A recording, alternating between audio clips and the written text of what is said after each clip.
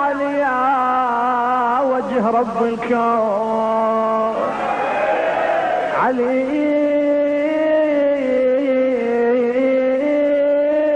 يا وجه رب الكون، يا سر فخرنا ولسان قرآن، علي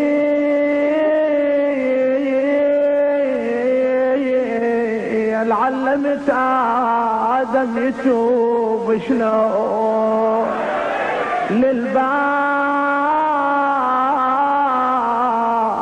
بعد زلته وعصيان، علي علي يا شاعري وصفك لو انحشم قواف الشعر كلها ولملم اوزان، اظن من حقه يا ابو حسين، اظن من حقه يا ابو حسين يعثر بالحشي لسانه يا علي. يا علي واحد وصل. الموالي مو محتاج، الموالي مو محتاج تثبت له ان علي بن ابي طالب خليفه، لانه متيقن سواء انت جبت احاديث او ما جبت. اذا الموالي يحتاج معنى اخر غير شيء اسمه خلافه، غير شيء اسمه وصايه.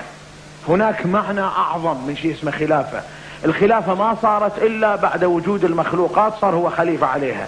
يعني علي بن ابي طالب قبل وجود المخلوقات ما كانت له رتبه. يعني فلان يجيبونه مدير يقول انا مدير على منه؟ لابد هناك موظفين ودائره. اذا ماكو موظفين ودائره مدير على شنو؟ ما يصير مدير. لابد وجود للموظفين وللاداره حتى يكون عليهم مدير. اما اذا ماكو موظفين ولا اداره يكون مدير على شنو؟ فيقول له انت يا علي خليفه. متى صار خليفه؟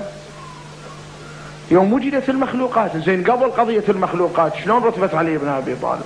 شلون مقام علي بن ابي طالب؟